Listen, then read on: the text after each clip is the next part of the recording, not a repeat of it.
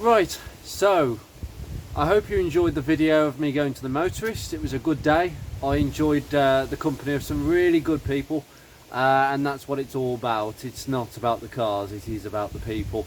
As much as I love the cars, it means absolutely nothing, and I wonder how many people would do this hobby if it wasn't for the people. As far as I'm concerned now, this car will not be seen in public. It will be seen on YouTube, because naturally I've got a couple of videos that I would like to be doing on this car, so I will be getting it in and out, and that's the important thing that I'm going to mention in a second. But publicly this car will not be available until probably the start of April. That is when I intend to MOT the car and tax it on the road for the show season, because that's what this girl is now. 50 Shades of Panther Black, not. She's a show car. I do not drive this car in the wet if I can avoid it. Once I got caught in the rain going to a show recently. That's it. And coming back from the motorist, it is just barely anything to clean. And I want to keep it that way. After spending, you know, just over £2,000 worth of paintwork into this car, and we've still got next year front bumper, back bumper, of which I've managed to acquire a good second-hand back bumper and a genuine Ford front bumper, thanks to a very good friend of mine, genuine in the packet, in the primer for facelift, for £20, £30 I think it was, but I gave my friend some money for his time, so that worked out very cheaply. The only thing that I've got to acquire is a new stone deflector. That's it. That stone deflector's rubbish. I can't swap that. It's too scratched up and bent. It's horrible. They get bent. Some of them missing them. It's often something that just clips a curb and it just falls off, and people haven't got a clue until somebody spots it. So that's this car in general for next year going forwards. It is a mascot for the Ford Focus community, because people like to see Focus Mark 1s in tip-top condition, because that's what gets people looking and gets people's attention to the fact that these cars are now modern classics in their own right. Plenty of people will find a tired, banger looking old Focus on the street, because we still see them on the street, but they want to see something a little bit special, and this one is. And there's a few examples like this, and there are plenty of people who are quietly restoring and rebuilding their Focuses. There have been plenty of comments on the group about, I need advice on this and that, and I'm looking to do this. Fantastic. These cars will catch this up very quickly, because there isn't much that I've been doing to this car at all. There isn't much to be done. The roof might get put off for another year, because I don't want to be taking my car back to that body shop. And if I can get away with it by giving them both front bumpers and saying, could you just match it to the paint you've put on the car, I will not be giving them this car. I will be driving the bumpers in Beatrix and then taking the new ones freshly resprayed in Beatrix and fitting them in front of you, for you guys. You know how to change a front and rear bumper. It's as simple as that, really. I've actually, strangely, never taken the front bumper off this car ever in my 10 years. Taken the rear bumper off to do the vents and all that sort of gubbings before it was resprayed, but that front bumper's actually never been off in one piece. It's the only part of the car that I've never actually dug into. Weird. But for now, this car is laid up. I have changed my insurance to laid up insurance. It's much cheaper, but it can be more expensive in some respects. So you know what, just keep the insurance the same if you're laying your car up. Now there's two different ways of laying your car up. Firstly, it's laying it up on your driveway, okay, off the road. That's a different kettle of fish, because most people, when they talk about laying a car up for the winter, stick it in a garage, which is what I'm doing. The weather has changed somewhat drastically the last week, although it's a bit breezy, a bit milder. But I do not want this car to be going anywhere from now on. There are a couple of shows that have tempted my fate with this car, but I'm thinking, no, not at all. The tax runs out on this car at the end of the month. Well, officially I have declared and sworn, but it runs to the end of the month. But essentially it's only about 3 or 4 days away, so I'm not too fussed. In terms of laying your car up, I can't really speak for doing it outside, because you may be in a position where it's right outside your house. In that case, it would be on your driveway, so you can keep an eye on it a lot more. But even though this garage is only down the road from me, or not too far away, I'm not going to be coming here every 2 seconds. So there are some things that you need to be aware of when laying your car up. Now, we're talking about a 6-month period here: October, November, December, January, February, March. 6 months this car is going to be sitting. I will be moving it. You cannot let cars sit still in the same position. I mean, I'm not being funny. There are some old wives' tales about tyres flattening out, you know, getting flat spots. I've got to be honest with you, there's no flat spots on Ruby, and she was sitting for 12 years, and she's still got the same tyres on that she had 14 years ago. So there's no signs of flat spots on them tyres, they're just absolutely shot. The main thing is brakes and making sure that nothing actually seizes. So the point is, you make sure the car goes back in this sense, the garage, in good fine fettle. So all the oils and fluids are correct. The antifreeze needs to be good. I've got to be honest with you, if you've got water in your car, get rid of it, because I can guarantee in the winter, even in the garage, it will freeze. It will completely freeze and your core plugs will go. You don't want that. So I'd either, if you've got poor levels of antifreeze, get rid of it. Get rid of it, flush it out, and just have no coolant in the car whatsoever. The truth is, if you want to start it up for about 5 to 10 minutes, it's not going to hurt it without any coolant. It's as simple as that. It's not going to get to temperature where it's going to do damage. But if you've not got the correct water in, that's what I would do. If you've got the correct levels of antifreeze, I've got ready mix stuff. It's to the correct strength, and it's 2 years old in this car. A couple of years left in it, to be honest with you, before I start changing anything. Leave it as it is. I'm pretty happy with how this car's going to go in. So, first thing, I left that on the roof. Actually, I'm going to keep it there. You must have some form of dehumidifying. We're talking about a garage here. I've just put the lights on, okay? I have had a bit of a sort out in this garage. Make sure if you've got a garage that everything is nicely secured and there's no risk of anything falling. These are all the parts that have come out of Milo. There's a lot of parts, to be fair. More really generous amount of parts, to be fair. That is a pitot chamber on the CVT box. Quite nice, actually. It's quite a nice design. So a lot of the parts have actually gone up there. So I'm trying to balance everything a little bit. But that is nice and solid. That is not going anywhere. That's not going anywhere. Now, aside from organising your garage, I have got a bit of a sweep up before I put this back in. You've got to make sure, number one, it doesn't care whether it's air brick or just concrete bricks. It doesn't matter, okay? You've got to make sure that there is airflow and breathing, okay? This garage is pretty airtight. It is pretty airtight on this side. I put some insulation in. But basically, you've got to make sure air will come in through the garage door. Maybe a bit of water. We do get a bit of rain on the sides, but it's not too bad. Water comes in. Oh, see, if your garage is leaking a lot of water, you need to get in touch with your landlord. Or if you own your garage, then you need to look at that, because that is not ideal, because that's going to create damp. And where the damp is going to go, well, your car's going to be exposed. This is a very dry garage. The only time it ever leaks in the corner is torrential rain, and that's what you want. Most garages leak in the corners, but you want air to come in and you want air to go through those vents. You see those vents there? I've made sure there is nothing blocking those vents whatsoever. That one is completely and utterly free. That is how air gets out. It comes in and it rises, the humidity rises and it goes out them vents. That's what you want. That is exactly what you want, and that will ensure there were no issues. But I do have these damp traps. They work an absolute treat. Now look at the amount of water that has picked up. That is that's I think about a month or 6 weeks. I think around 6 weeks of water. Put one in the car, because on a Mark 1 Focus, letting it sit for ages, you might have speedo cluster issues and funny misbehavings of the bad soldered joints. Mine has not been messed with. Fingers crossed. I might have to send it off one day, but I don't hope to God that the winter is not going to kill it off eventually.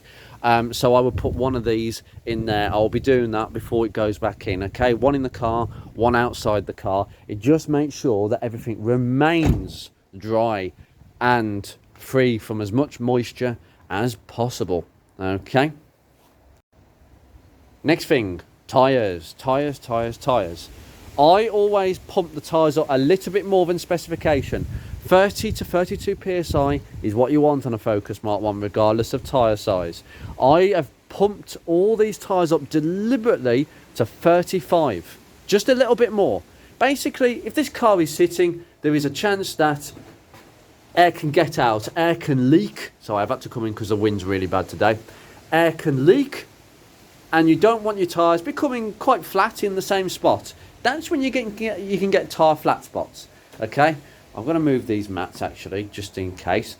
The other thing really is just overall checks, like I've said. Make sure, it doesn't really matter if something's leaking, but I like to know the condition of the car before it goes back in. What I have done, and what I did straight away after the motorist, is I hosed down the underside of the car. Okay, I made sure all of this was clean. We do not want dirt embedding on that nice new sill. We want to make sure that the arch lips have got no rubbish behind them. There's nothing, absolutely nothing. Okay, I've done the arches all the way around, and it's just dust. That's all it is. Great, lovely. Come around here, and again, just completely and utterly clean. Nothing whatsoever. Okay, that's what you want. And then really you're ready to put it in. Now in terms of battery, I will be taking the battery off. Hint, hint, car thieves, you're going to have to bring your own battery. I will be taking the battery away only because I do not trust these battery saver clamps where you twist them and it cuts the connection, so your battery's not, the car's not draining the battery. It cuts the battery off from the car. Okay, I don't trust those wheels. One, you can't fit them on a Focus Mark 1 without having no battery cover. Okay, that's a bad point for me, originality and all that. Secondly, I've heard a few stories, and one particular story of a person who fitted theirs to a Rover P6 and the car almost caught fire. But it was all right. The car actually cut out completely. The guy lifted the bonnet and that clamp was smoking. That could have caught fire if it hadn't have cut the car out. My God, that was really bad. If you've had one on your car for a few years and it's not giving you any issues, then you've got a good one. But if you're thinking about buying one, don't bother. I just take the battery off. The battery is going to be kept away from the car. It is not good for a battery. Plus, you've got to have facility for smart charging. Now, at the moment, I am just running a small leisure battery which powers through the inverter to power my lights. Now, I could hook into this extension cable up there a smart charger. So essentially, that battery is charging the battery on the car. But really, honestly, I don't want to. That's faffy, that is. I'd rather just take the battery away and keep it at my house. It's as simple as that. I know that the battery is good. Another thing on all the models, especially the disc brake models, I would utilise bricks to secure the car. I've got an automatic gearbox. I've got park. I can stick it in park and it will not move. It'll probably move a slight bit between the teeth of the flywheel, okay, because it's just a pull that latches in between. Well, it's a pull that latches on the rear end of the gearbox, but you've got teeth like a flywheel on the ring gear, so it will just move fractionally. But I will nevertheless put some bricks behind it at the back. I might as well, and I'd advise the same. Do not use your handbrake. Your handbrake will seize if it is left in a garage for a few weeks and you come back to it and everything's binding. The calipers are binding, the handbrake's stuck on. It's horrible. It's really horrible. There is one thing that you can't control, and that is the brake calipers. The brake calipers at the front or at the back, if it's rear disc at the back, they will possibly, there is a risk of seizing because they're standing still. Cars don't like standing still for 6 months. They're not designed to stand still for 6 months. But what I will be doing is bringing the battery down every 4 weeks, hooking it on, starting it up, making sure it's all good. I'll obviously check the oil before you do the start up and do some basic checks. Start it up, bring it back out the garage, obviously when it's a relatively dry day like today, but I'll be selective. I can drive it up and down because this is a private yard, it's off the road, so I will drive it backwards and forwards on the brakes, clear the brake discs, and just make sure all the brakes are good to keep it moving. So I've got this land here that I can actually use. I'm quite lucky with that, and if you rent a garage in a block, then you'll have a bit of land to drive backwards and forwards. Please use that land, because other people don't have that facility. If you're laying your car up on the driveway, yeah, unless you've got really good neighbours who are not taking pictures and sending them to the council or the taxman or whoever, you know, the sort of neighbours that tend to catch you out on things because they're twats, then you're basically stuffed a little bit. You can't really move it.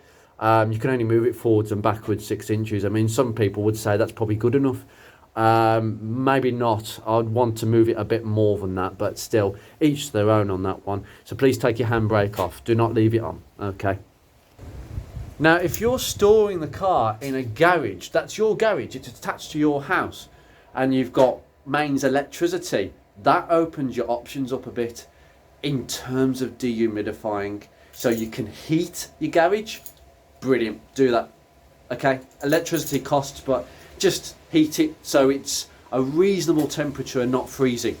Well, it's part of your house, so you're probably not going to want it freezing because you'll get mold and damp and all that. And the next one is dehumidifying.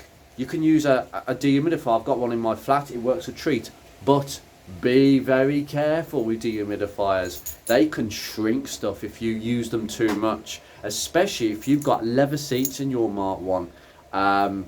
Yeah, I wouldn't use a dehumidifier with the leather seats for too long, because it can crinkle the leather, and I've heard of stories where people have got back to their garage and found the seats are completely and utterly, yeah, that's expensive. So in terms of this car, this will be the last time that, well, I really mess about with it too much. I will be doing a few minor jobs like the mirror cappings. They need to be painted again because they're all scratched up, and it's one of the few things that I'm not really happy about, but I can do that myself at home. So a nice little painting job at last for me, and it won't be beyond my my capabilities, just little touch-up jobs like that. So there's a few other videos coming up, and one that I've got to do as well. So you will still see this car, but very seldomly. But publicly, that's it for this car. That's it, and I'm quite glad, and I'm very, very happy that I have this garage, because the garage is a luxury. It's a complete and utterly luxury. And if I found myself in a position where I had to, well, I need more money because I'm running out of money, or I don't know, my finances get tight, 100% Ruby out the door, because I need to keep paying for this garage. This garage has to be paid for, because this is just too nice to put on the road no more. It's just, sadly, the more money you put into your car, the less you want to use it. And that's true for anything in life, I think. Anyway, I'm going to leave this here. I hope this has been decent advice. Just wanted to make a few odd things clear, but there's nothing much to go wrong.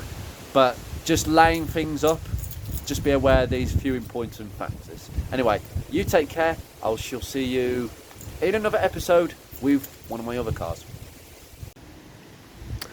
If anybody wants to know what I was doing with this thing on the floor, this is the original registration plate. The rear one, obviously the rear one wasn't an original because it had the rear end accident. That is a classic telltale sign of if a car's been rear-ended. So buying advice, beware. But this is the original. And I'll tell you something, considering its age, it's held up really well. Just cracks around there. I mean, I could stick this back on the car, to be honest with you. I mean, the only reason I got rid of it is because it just looked a bit unsightly compared to the rest of the car as it got better. But I would like a replica made Bristol Street, Shirley. Yeah, I would like a replica made front and rear. So I'm looking at getting one. I believe there's a few places. Legally, it's a bit of a weird one. But we know that everybody does it, so yeah, the new one still looks good, but it shows its age a little bit there. Job for another day.